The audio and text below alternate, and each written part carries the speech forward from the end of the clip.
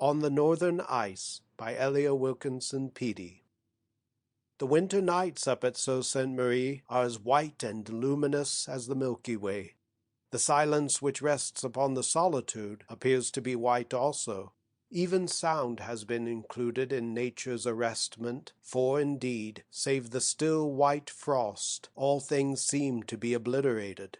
The stars have a poignant brightness, but they belong to heaven and not to earth. And between their immeasurable height and the still ice rolls the ebon ether in vast liquid billows.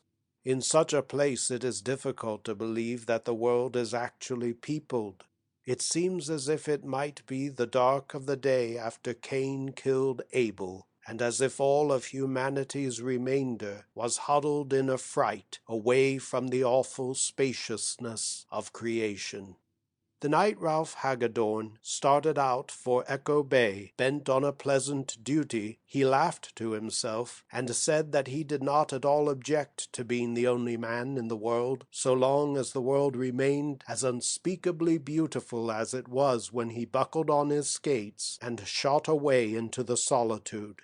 He was bent on reaching his best friend in time to act as groomsman, and business had delayed him till time was at its briefest. So he journeyed by night and journeyed alone, and when the tang of the frost got at his blood, he felt as a spirited horse feels when it gets free of bit and bridle.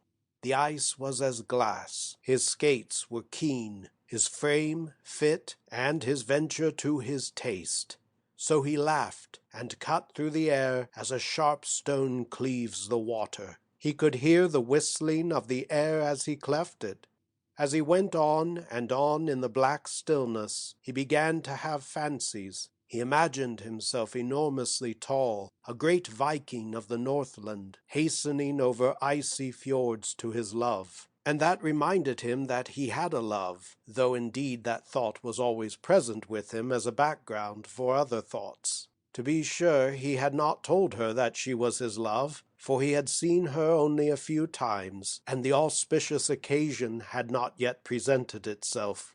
She lived at Echo Bay also, and was to be the maid of honor to his friend's bride, which was one more reason why he skated almost as swiftly as the wind, and why, now and then, he let out a shout of exultation.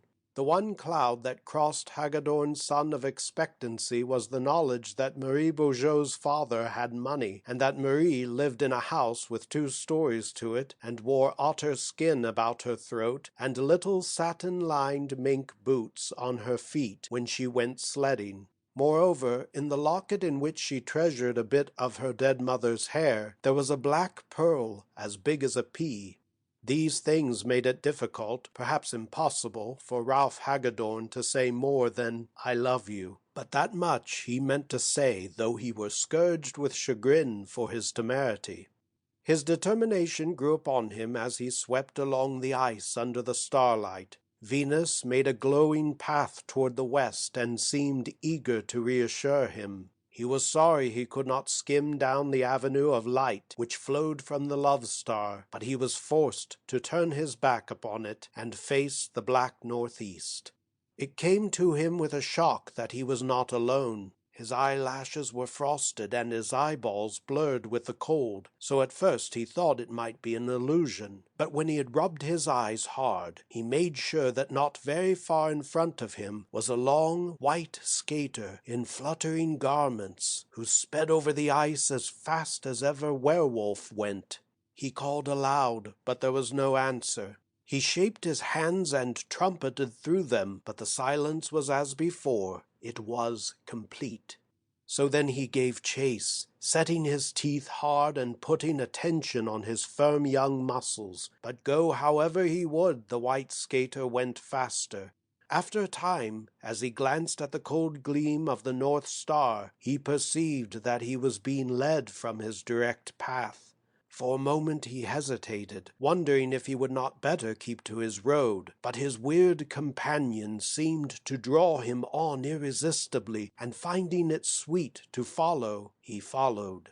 Of course it came to him more than once in that strange pursuit that the white skater was no earthly guide. Up in those latitudes men see curious things when the hoar frost is on the earth. Hagadorn's own father, to hark no further than that for an instance, who lived up there with the Lake Superior Indians and worked in the copper mines, had welcomed a woman at his hut one bitter night, who was gone by morning, leaving wolf tracks on the snow. Yes, it was so, and John Fontenelle, the half-breed, could tell you about it any day, if he were alive. Alack, the snow where the wolf tracks were is melted now. Well, Hagadorn followed the white skater all the night, and when the ice flushed pink at dawn, and arrows of lovely light shot up into the cold heavens, she was gone, and Hagadorn was at his destination. The sun climbed arrogantly up to his place above all other things, and as Hagadorn took off his skates and glanced carelessly lakeward, he beheld a great wind rift in the ice, and the waves showing blue and hungry between white fields. Had he rushed along his intended path, watching the stars to guide him, his glance turned upward, all his body at magnificent momentum, he must certainly have gone into that cold grave. How wonderful that it had been sweet to follow the white skater, and that he followed. His heart beat hard as he hurried to his friend's house, but he encountered no wedding furor. His friend met him as men meet in houses of mourning. "Is this your wedding face?" cried Hagadorn. "Why, man, starved as I am, I look more like a bridegroom than you." "There's no wedding today." "No wedding? Why, you're not—" "Marie Bugeaud died last night." "Marie?" "Died last night. She had been skating in the afternoon, and she came home chilled and wandering in her mind, as if the frost had got in it somehow. She grew worse and worse, and all the time she talked of you." "Of me?" "We wondered what it meant. No one knew you were lovers." "I didn't know it myself. More's the pity. At least, I didn't know—" "She said you were on the ice, and that you didn't know about the big breaking up, and she cried to us that the wind was offshore, and the rift widening. She cried over and over again that you could come in by the old French creek, if you only knew." "I came in that way." "But how did you come to do that? It's out of the path." We thought perhaps, but Hagadorn broke in with his story, and told him all as it had come to pass.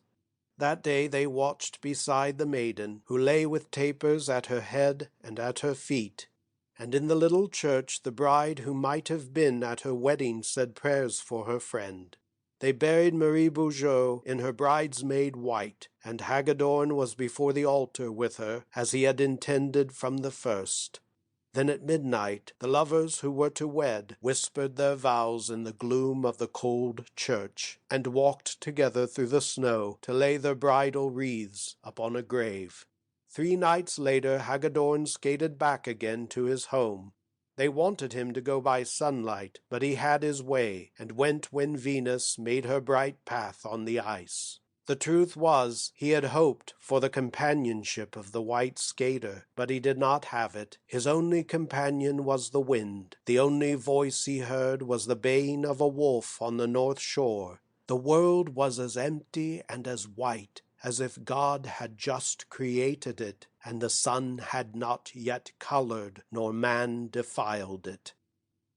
End of On the Northern Ice by Elia Wilkinson, Peattie.